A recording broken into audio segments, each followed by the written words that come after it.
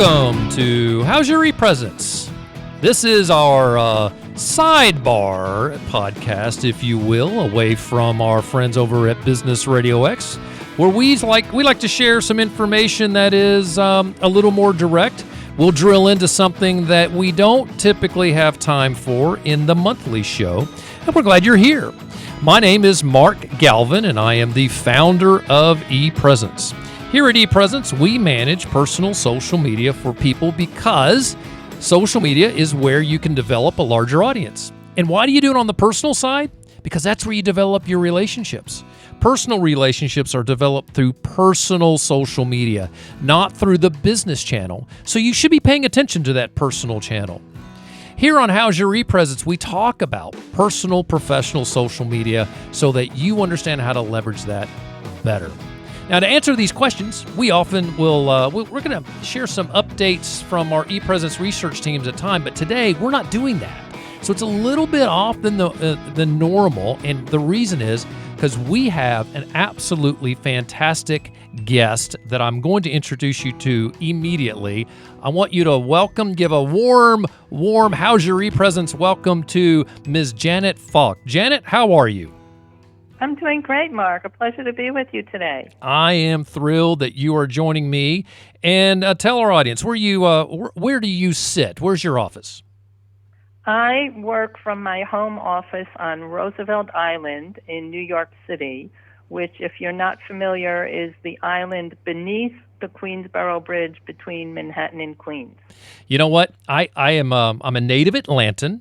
I have been in and out of New York a good number of times, but just when I was up in New York recently, I was going across the bridge, and the guy that was driving me in from LaGuardia, oh boy, LaGuardia is a mess these days. But anyway, coming in from LaGuardia, and he pointed over to the island, so I know exactly where you are.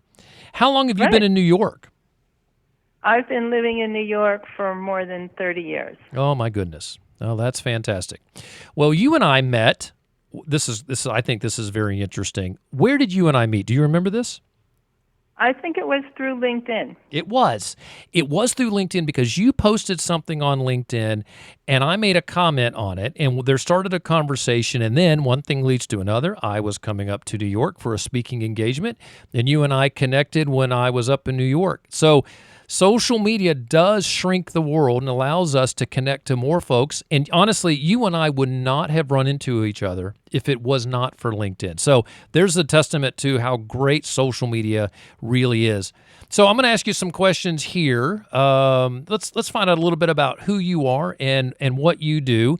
You are, I believe you started a company. Is it Falk Communications and Research? That's correct. I have my own business. I've operated it on and off over the years, and in this iteration, I've been open for 11 years. Oh, wow. I provide marketing communications and media relations services to a variety of clients that include law firms, accounting firms, financial services institutions, business owners, and nonprofit organizations. And that is awesome. So you've done this for a good 11 years, and you help people connect to opportunities. I'm going to call it that. And we'll get into those questions of what you do there. But before that, you've had some other work. Explain to our audience some of the other experience that you have. Oh, Mark, I have a very eclectic and varied career. I started out as a college professor of Spanish, and then I studied business administration and worked on Wall Street for a number of years. And then I veered into the communication sphere and worked for several financial services firms and for some nonprofits. And then, as what happens in the communications field, when the economy takes a bump, then you get the rug pulled out from under you. Oh my goodness! Yep. And you get laid off, you get downsized, the client loses a contract, and then you're out on your own. So over the years, I've been working independently, probably 35 or 40% of my career. And now I get to pick my own clients and do the kind of work that's going to put them on the map.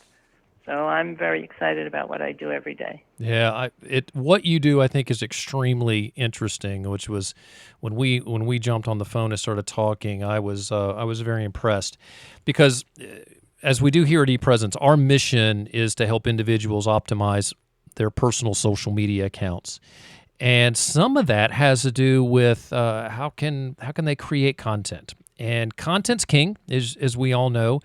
And there is some content that is that's really throwaway content. You and I have both seen it.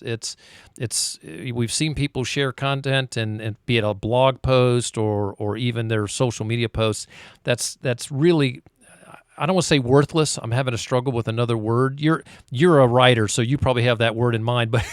But what is, there's a thing that we do where we just start pushing content for content's sake, and you have a way to help people develop more poignant, more valuable content. Explain what you do and how you come up with that better content. Okay, Mark, I think what you're talking about is low-value content. There you go. Or maybe more self-promotional than client-focused. My approach is to always keep the client in the center of whatever it is that I'm doing. And I ask the following questions. How does this help someone else save time, save money, or make more money? Because here in New York, that's what we think about. We think about making money, we think about saving time and saving money.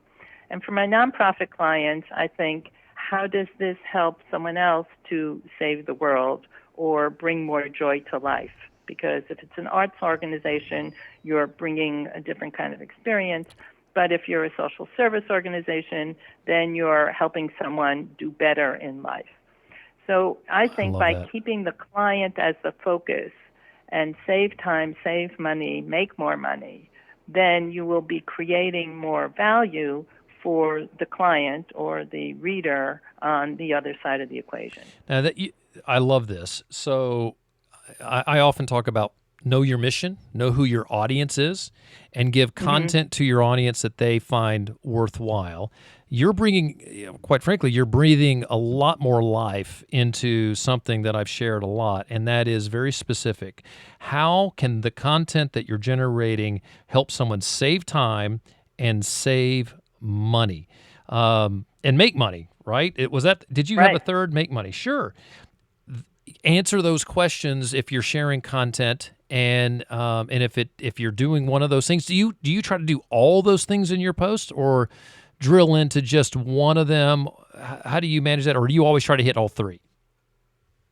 It depends on what the subject is, because sometimes you have to spend money to make money.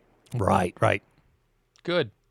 So creating this content, answering these questions is very, very important. And what you do is you'll help if I am interested in, and let's say I've got here and I'm probably a good example. I've got our podcast. We share content on our social media channels that are always trying to help our audience perform a little better on their social media, or a lot better. But there is something you can help me do that other folks that I've met have not been able to. You're going to connect me to people who may want to publish or interview me in business magazines. Is that right? That's exactly right.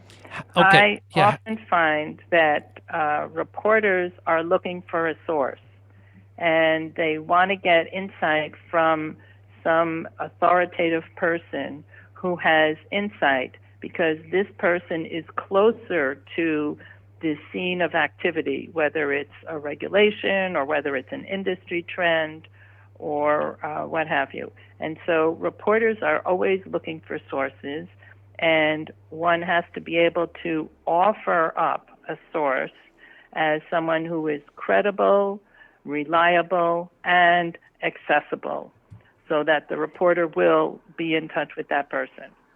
So now that sounds easy. So if I decide I want to have someone interview me because I'm a subject matter expert on social media, can I just pick up the phone and call here in Atlanta, the Atlanta Journal-Constitution, and say, you need to talk to me about social media? Are they going to call me back? I think not. Reporters What? don't even I'm sorry to disappoint Oh, you, Mark. I'm Reporters heartbroken. don't like being directly addressed. They're very busy people. They're fielding a lot of sources. They're writing stories. They're under a lot of pressure to put their stories out there and then to promote their stories on Right. social media. Sure. So calling a reporter up and interrupting them in the middle of their busy day is not what I recommend. What I do is a little bit different. I use a format that I call a media profile. And what this media profile does is it succinctly describes your background, and it highlights some topics that you are familiar with, and then it further highlights some hot trends that other reporters are not paying attention to and Oh, are that's flying below brilliant. the radar, Sure. so that the reporter who gets this email with a description of your background, which sets up your credibility and authority, and with an outline of some topics that you could talk about, and then specifies some hot issues that people need to pay more attention to so that they will, as we said, save time, save money, make more money. The reporter Sure. will either file that away in their database of contacts or may be so moved by what it is that you have said that they will go into their editor and say, I have an idea for a story. This Mark Galvin, he has some interesting thoughts on social media. What do you think? I have always thought that it would be difficult to be a journalist and come up with good, fresh content. So you're helping supply those people, the journalists, with good quality, proven, and that's got to be important too, right? You're giving them proven experts through your media profile, and you're making it easier for them to find someone who can answer a question. And how often does this come up? And you know this much more than I do. If I am, say I'm a journalist and I need someone that is a subject matter expert on, let's say, plumbing, I got to go to a database and try to find someone who can answer a question about plumbing, since that's my particular, issue of the day. I need to be able to go find that. You can help me make my life easier by providing a media profile that shows up in the database, and they'll call when that becomes an issue. Is that an oversimplification, or is that how that works? That's partly how it works. The other part is that oftentimes reporters will just do a search online and see who is the last two people who were quoted on this topic. Oh, and wow. Those people being quoted by someone else means that they're a reliable and authoritative and accessible source. So reporters are very busy. I won't say that they are lazy, but they're also going to look at the last person who was quoted on the subject, and then they're going to reach out to that person. So there is.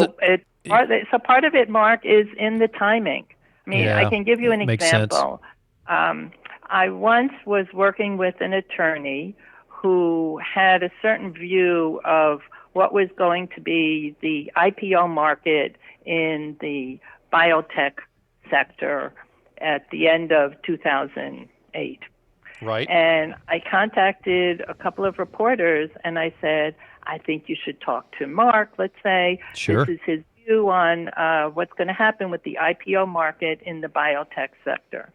Huh. And you wouldn't believe it, but one reporter actually called me back, having received this email, and said, Janet, I just was asked to write this kind of a story. I don't believe it. Would What you great put me timing. in touch with this attorney? So that was the magic of timing. Sure. It was in December, and it was someone who was looking ahead to the next year. As I said, a trend that is flying below the radar. And that reporter and the attorney spoke late that afternoon, and the reporter filed the story the next day, and it ran in the Wall Street Journal. Oh, my Lord. Name of attorney, name of law firm, and a very meaty quote. That is what huge. Could be better? No, that is awesome. So you can help you help your clients. I'm going to say get published. That's probably an oversimplification, but get interviewed and quoted in either major publications or any publication. And it sounds like it snowballs. So I'm assuming that attorney could have been tapped, especially after appearing in the Wall Street Journal. They probably got other phone calls to be quoted about other topics related to the IPO and the market, what was going on, especially in '08. Did that happen? I think so. Yeah, that's cool. I can't tell you because the clients don't always tell you what happens afterwards. It is a great thing. Sometimes, I came out of the hospitality industry. I don't know if you and I really talked about that. I was an executive housekeeper at a hotel out in San Francisco, as a matter of fact. And I used to tell my staff, we know we're doing a great job when nobody complains. Because if your room is clean, you don't think about it. But when it's dirty, you do. So this is a good sign that the attorney did not call you back, because that meant they were really happy. So I would take that as a positive comment card. Well done. Right. Either they were happy, or there was a spike in visits to the website. Sure. Oh, yeah. Or there was a spike in visits to the LinkedIn profile. Right. It's not always a call that happens right away. I mean, I can give you another example. Please do. I introduced two people to a reporter, also, it turns out, at the Wall Street Journal, and they had a wonderful conversation about their area of interest. And 10 months later... Oh, that's a wait. 10 months later, there was a front-page story in the Wall Street Journal. Wow. Which led to more than $1 million in business. Oh, my goodness. Well, and to get into the Wall Street Journal, period, is got to be valuable. And I talk about this a lot. You need to be the subject matter expert of whatever space you're in, and that will drive revenues. By appearing in a publication like the Wall Street Journal, you are a subject matter expert. It gives you a certain type of cachet that you can't pay enough money for. That's just fantastic. So, and I would say also, Mark, that you have to be where your audience is looking for information, because your audience may not be reading the Wall Street Journal. Your audience may be reading Plumbing Today or Grocery Headquarters or Chain Store Age. Your audience may be reading some special industry trade publications, and they may not be looking at major media.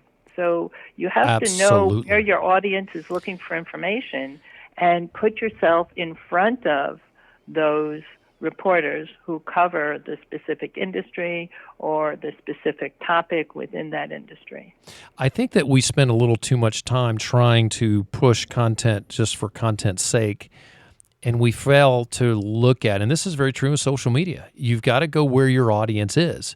So if you are in a B2B environment, and one of my favorite examples, most recent example, is a restaurateur is very busy running restaurants, but always looks to expand, would like to have another restaurant. And that restaurateur needs to be in LinkedIn because the investors are going to be running across their social media profile in LinkedIn to see whether they are someone they want to invest in, because they really do invest in the person that runs the restaurant chain, be it the chef that may be running the restaurant group or the executive running them.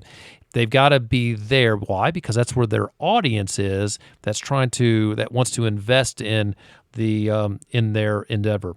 So yeah, find out where your audience is, and professional association publications are a great way to reach that very specific niche, which we all need to do. You got to find the niche where you can best reach your audience. So that's a very good point. So there is something, you and I talked about this, and I think this is a very interesting approach to networking that I want to get into.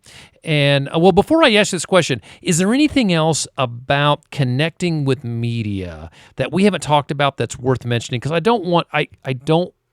want our audience to understand that this is something that they can do, and if they haven't been able to achieve it themselves, that they need to find a professional like you that can help them connect with major publications. Is there anything we haven't talked about?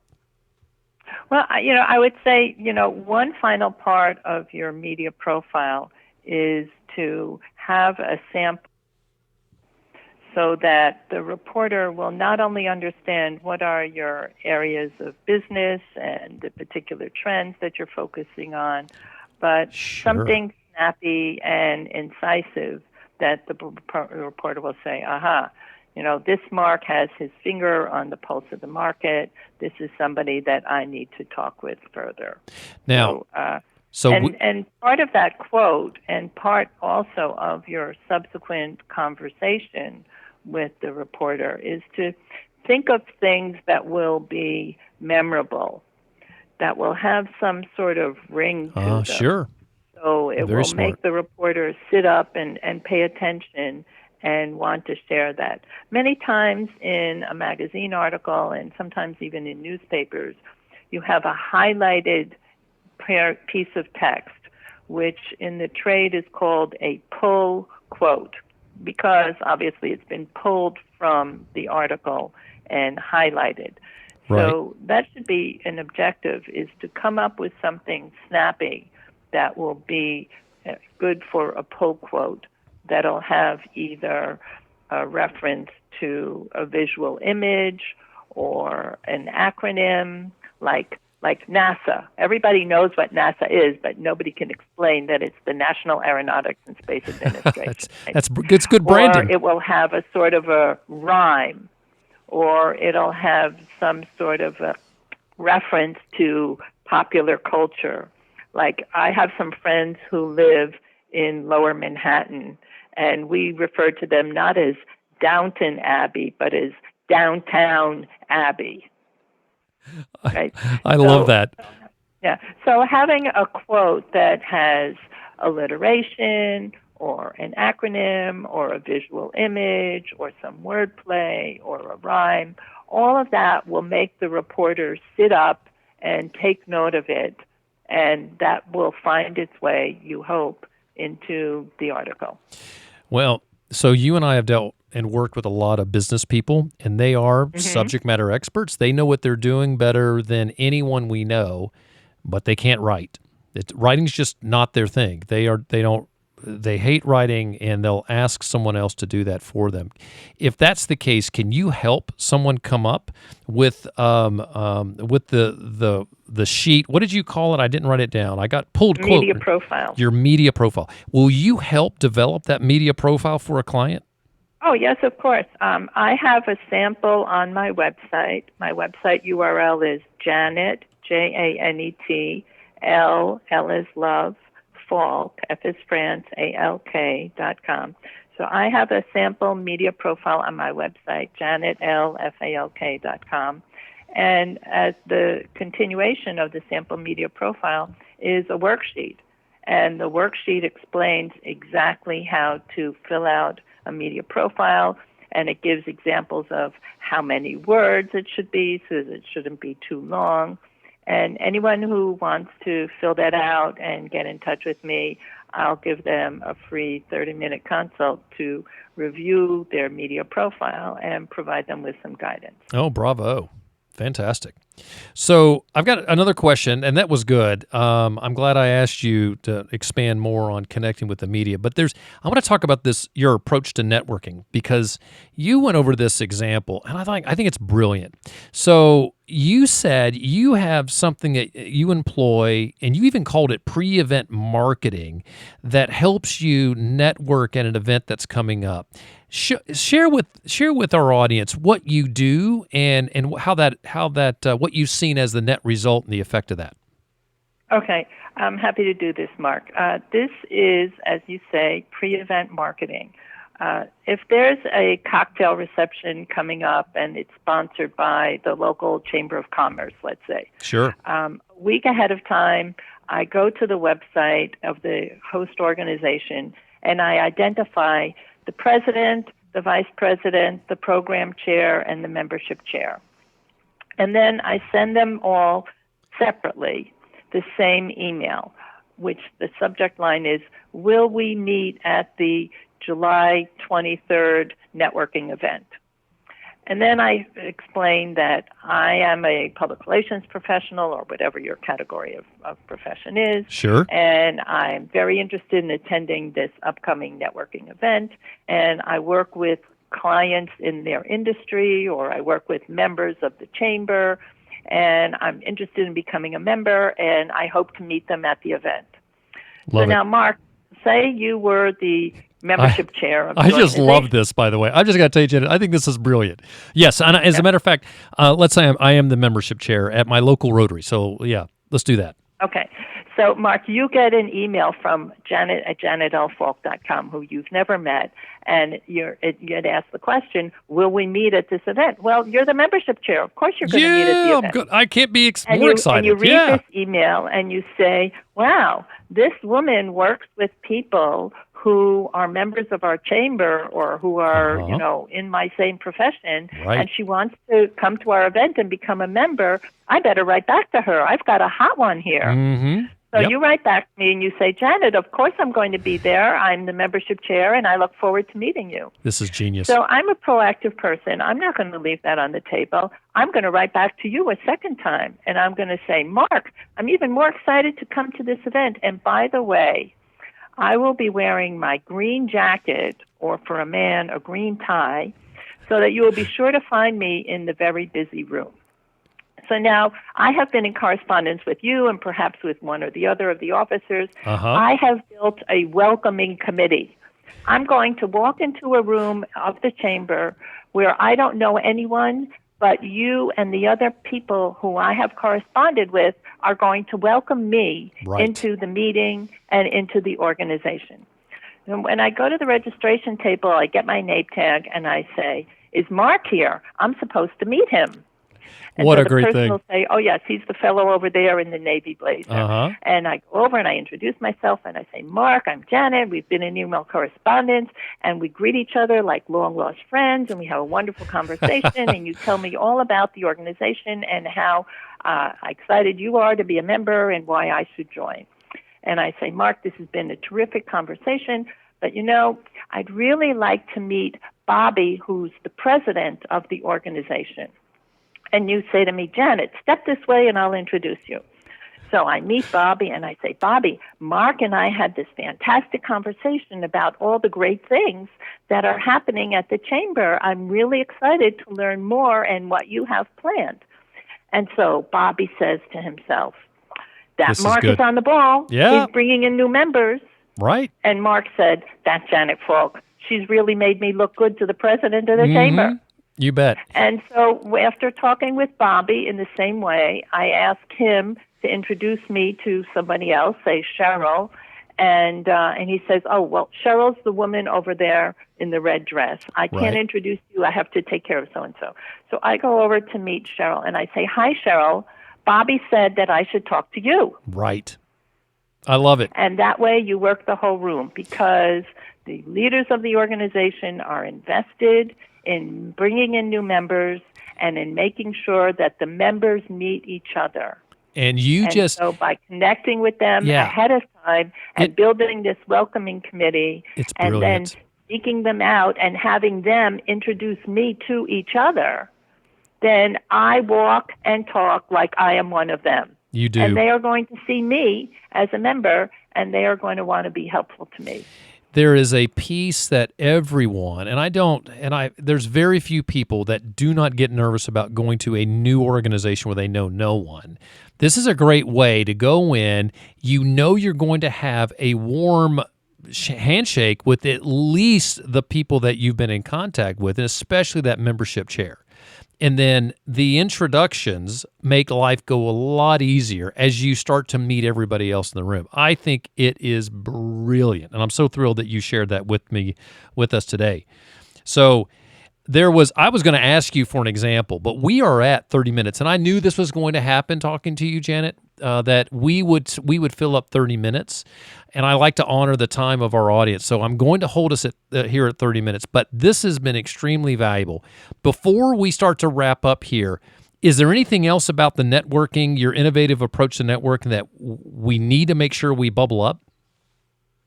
I would mention that I have 3 lessons to improve your networking success as an ebook on my website. Oh, brilliant. And so if you get... And I have given this as a workshop. I mean, what I have explained to you is just one part of it. Right. You know, there are other steps involved about how to follow up with people and how to ask good questions and so forth. And I have taught this workshop a number of times, including for continuing legal education credit for attorneys. So I've had a lot of people on our podcasts, and you're the first person that has shared content by telling a story like you did. So you are very good at what you do. You really told us the story of how you network with a room, and it made it so vibrant. So obviously you know how to communicate, how to connect with your audience. Share with us, you did a little bit before, but share with the audience, how can they find you? Give us your website and social media sites where you want people to track you down. What's the best way to do that? Okay. So my website is Janet, Janet, L as love, Falk, F is France, ALK, JanetLFalk.com. I am active on LinkedIn. I often post articles, and I post comments to other people's articles and posts. And I have a Twitter account, which is also hey, Janet, I'm going to jump in. Janet, let me. I'm going to have you repeat that because I was talking on top of you. But your URL for LinkedIn is just like your website. So you can be found at Janet L. Falk. So you've been very smart how you've developed that as your handle on LinkedIn. And what was the last place that you were mentioning? What was it another social media? I do have a Twitter account, Great. Janet L. Falk. Great. Janet I love that. Falk. Very smart branding. And I think you shared before that there's an easy way for people to learn more about your service, because you do so much more than what we talked about today. If folks go to your website, share with everybody what they can do on the website to understand better what you offer. Okay. My services include media relations, writing articles, writing newsletters, helping you with LinkedIn and your website. And as I said, you can get the sample executive media profile from my website. You can also get the networking tips on my website. I also have 5 fast tips for an executive to maximize a media interview. That's available. And terrific. I have a monthly newsletter. So I have a lot of resources available. And articles that I have published elsewhere in Marketing the Law Firm and other publications are also available there. Outstanding. Well, Janet, I am so thrilled that you were able to spend some time with us today, and I guarantee you my audience now understands why we are dropping a separate podcast just to have this conversation. Now, if you ever are in Atlanta, you're welcome to join me at the Business Radio X station and record a live broadcast. So is that a deal? Will you join me if you're ever coming through the ATL? I'd love to do that, Mark. It would be my pleasure. That would be perfect. I'd love for that to happen. So I want to share with everybody how they can find us. So we'll do that now. To find ePresence, remember this, just hit the web and search for ePresence. You can like us on Facebook and follow us on LinkedIn. We'd love for you to be able to pick up some other great tips, which we're constantly sharing on all of our social media. So ePresenceME is our handle everywhere. You can find us on Facebook, LinkedIn, Twitter, every place. Look for the same handle, ePresenceME. Now, our website is ePresence.me. That's ePresence.me.me. That is because it's all about you. Well, thank you for joining today on How's Your ePresence. We are always broadcasting. I mentioned a couple times, we broadcast live on the third Thursday at 3 o'clock each month Eastern, or just remember, the third Thursday at 3. And you can listen to any of those shows by going to our podcast channel. But if you want to listen to them live, go to businessradiox.com. Businessradiox.com and select the Gwinnett Studio, and you'll be able to find our live broadcast on the third Thursday at 3. But remember, if you miss it, don't worry. You can always find us right here on this channel. However you found us today, we'll be right back here. We're on all the major podcast outlets. Once again, my name is Mark Galvin, the founder and all around try to do it all social media person for ePresence. We're thrilled that you were here today. That does it for us. And my guest, Ms. Janet Falk. Janet, thank you for being with us, and we look forward to seeing you soon right here on How's Your ePresence?